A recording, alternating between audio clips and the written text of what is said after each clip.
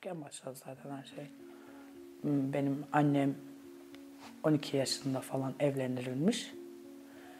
12 yaşında evlen, 13 yaşında ben oluyorum. Babam şiddeti falan dayanamıyor. Ayrılıyor, baba evine geliyor. 1 yaşındayım o zaman. Sonra sevdiği var, onunla evleniyor. Sonra annem bir ara evli kalıyor. Kaldığı adam pis çıkıyor mesela işte. Karısını pazarlayan, karısını satan bir adam olarak. Ondan sonra 2-3 kardeşim oluyor benim. 7 yaşındayken okula giderken şey derdi komşularımız. Ya senin annen kötü yolda. Sizin eve adamlar girip çıkıyor. Ben çok ağlardım mesela küçükken. Bunu söylüyor. Kızlar benimle oynamazdı mesela. Küçükten öyle bir sıkıntım vardı okulda. Kimse benimle oynamazdı. Senin annen kötü bir insan diye. Oynaması. Sonra benim dedem, rahmetli dedem bir zaman büyüdükten sonra 14 yaşına geldikten sonra şey diyormuş dedeme. Ben senin kızını nasıl satıyorsam torunumu da öyle satacağım. Dedem sonra dönüp diyor ki kızımı alamazsın. Arasında dava çıkıyor. Benim dedem babamı vuruyor. Üvey babamı vuruyor. Üvey babamı vurduktan sonra ölüyor. Annem tabii ki o sıra 4 tane çocukla birlikte sokakta kalıyor. Ne ablaları ne abileri kimse sahip çıkmıyor kendisine. Sonra annem bir ortamda çalışmaya başlıyor. Mekan gibi bir ortamda çalışmaya başlıyor. Orada başlıyor zaten hayatımız, hikayemiz. Benim bir dayım var zaten. Diyor ki anneme senin kızın ortada kalmasın. Benim 20 yaşında bir oğlum var diyor. Ben tabii ki o zaman daha 11 yaşlarında falan nişanlanıyorum. Dayımın oğlundan evlendiriliyorum. Yani tabii ki ben o yaşta küçüğüm, gelinlik nedir? Yani o yaşta biliyorsunuz iplik oynama, çocuklarla dışarıda bebek oynama falan yok. Yani ben küçükken hiç çocukluğumu yaşamadım. Bildim bileli yaşımla şiddetten devam ettik. Anne şiddeti, baba şiddeti, kardeş şiddeti, abi şiddeti, dayı şiddeti, eş şiddeti. Ben artık dayanamıyordum yani yapamıyordum. Ben 12 yaşında hamile oldum. Düşük yaptım 12 yaşındayken. Artık dayanamadım bir yerden sonra. Dayanamadım, kaçtım. 14 yaşında mekana başladım. Bir kezliğine gittim 1 hafta falan. Yapamadım çünkü oraya girdiğimiz ilk ortam hani bir de yaşça küçüksün ya 14 yaşındasın da gidiyorsun masalara oturuyorsun. Adamlar orana burana ellemeye başlıyor. Çok böyle ben o zaman ağlıyordum yani istemiyorum diye ağlıyordum. Sonra olmadı yapamadım geri geldim. 1 haftalık süreci içinde zaten. Geri geldim yapamadım. Annem zaten kendi çalıştığı için bir şey diyemiyordu. Yani biz oradan çıktık yani kendimizi kurtardık. Ama sıkıntı nasıl başladı? Ben küçüklüğümden beri hep sıkıntı, hep sıkıntı, hep yaşamadım. Çünkü annemle caddede çocukken koşmadığımız zamanlarım olmadı. Bizi evin içine kapatıp anneme seni kızını öldürürüz, sen bu işi zorla yapacaksın demediğim ama bak sonra başladı zaten meslek olarak. Annemin sevgisini devamlı görüyordum. Anne sevgisi var ama baba sevgisi başka kimseden sevgi göremiyordum. Ben 19 yaşında bir adama aşık oldum. İkinci eşim oluyor o sırada. Eşime kaçarak evlendim. Eşimden şu an ayrıyım. Eşim 5 tane çocuğumu aldı. Bir tanesi bende.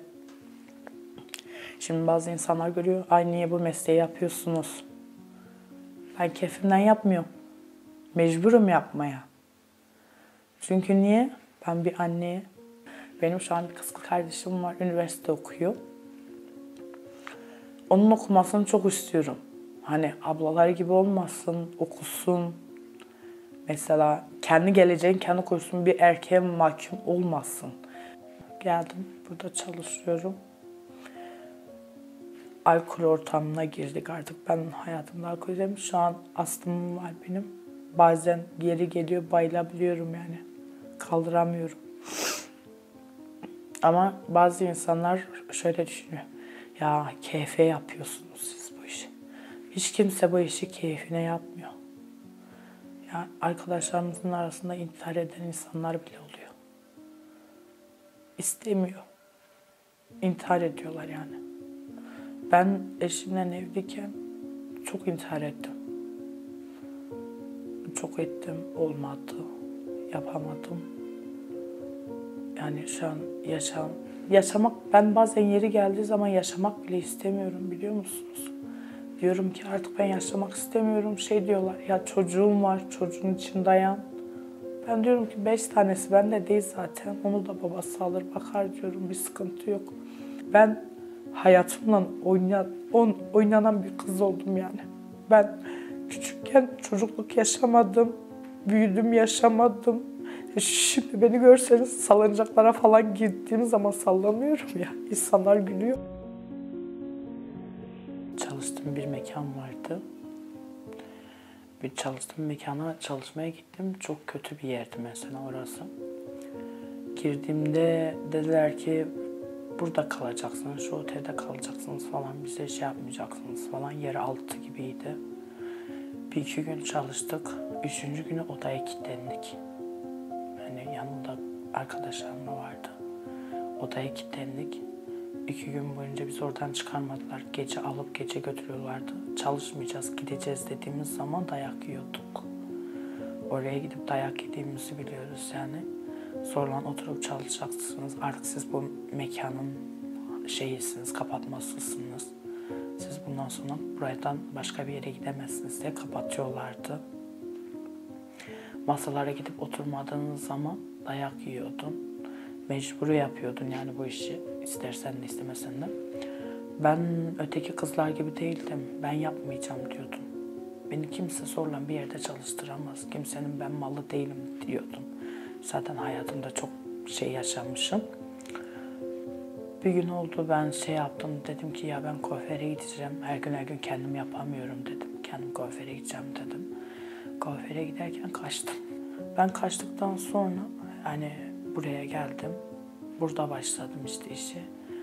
Evet şu an bazen oluyor, oturuyoruz masalara falan. Yeri geliyor, vuruyorlar falan. Çok sinirliyim. Bazen kavga ettiğim bile oluyor. Hayırdır sen kimsin bana vuruyorsun, ne hakkın var? Ha otur, ben senin paranı veriyorsam oturmak zorundasın. Bu konuşmayı niye yapıyorum onu da söylemek istiyorum. Ben bu konuşmayı hani gelecek kızlarımız için söylemek istiyorum. Benim yaşadıklarımı yaşamasınlar diye söylüyorum. Kadınlar bir masaya sahip çıkıyor mesela, diyelim ki adam geldi, müşteri sahip çıkıyor. Ya o adama diyor ki başka kadın masasını almayacaksın. Ama herkes aynı mesleği yapıyor zaten. Senin nikahlı kocan değil o. Ya da nikahlı kocan seni alsın, o tutursun, burada ne işi var değil mi? Kadınlar arasında kıskançlık çok var. Herkes biz daha çok yiyelim, biz daha çok yapalım diye. Bazen kavga oluyor bayanlar arasında. Çekemez demekli oluyor. Kadın kadını dövdüğü bile oluyor yani. Aslında bir kadın olarak birbirimize orada da sahip çıksak yine her şey yolunda. Ama öyle bir şey yok. Birbirini koruyan, birbirini kollayan arkadaşlarımız da var. Kadınlar artık mekanda çalışmaktan o kadar yoruluyor ki bazen insanlar çok içerek geliyor. Ben çok şahit oluyorum bu aralar. İçerek geliyor, kendini kesmeler olsun, intihara kalkışmalar olsun. Ben çok engelledim öyle arkadaşlarımı, yapmayın. Ya Allah verdi bize canı, Allah alır. Ben de yaptım da önceden, pişmanım. Çok istediğim bir şey yoktu zaten bu hayatta. Güzel bir tane evim, eşim, çocuklarım buydu. Başka bir şey istemiyordum. Ama onu da çok gördüler. Ben inanın ki burada çalışıyorum. Kendime bile hiçbir şey harcamıyorum. Hiçbir şey. Yediğim yemek, ben bir öğün yemek yiyorum burada sadece. Sabahtan başlıyor, akşama kadar sadece bir öğün yemek yiyorum. Yemiyorum bile. Hani aileme para yetiştireceğim diye. Bir de şöyle bir şey var. Oturduğumuz masalar bize teklif ediyor. Ya benim bu gece benimle birlikte ol, ben sana 10 verim, 5 verim neyse yani.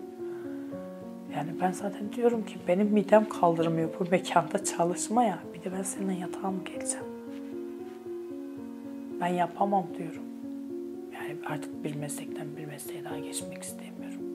Zaten yaptığım işi sevmiyorum, yani severek de yapmıyorum. Kendi seçim hakkım olsaydı bir hakim olarak, bir avukat olarak kendimi görmek isterdim.